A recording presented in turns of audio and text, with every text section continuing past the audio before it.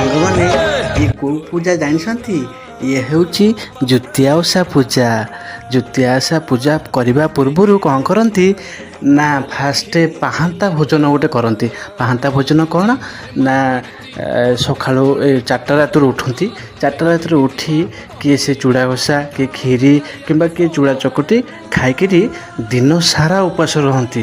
ଦିନ ସାରା ଉପାସ ରହିବା ପରେ ସନ୍ଧ୍ୟାବେଳକୁ କ'ଣ କରନ୍ତି ନା ଆମର ଗଜାମୁଗ, ବୁଟ, ନଡ଼ିଆ, କଖାରୁ, ସାରୁ ଏମିତି ନେଇ ଆମର ଦାଣ୍ଡ ମଝିରେ ଗୋଟେ କୋଠି ପୋତା ହୁଏ।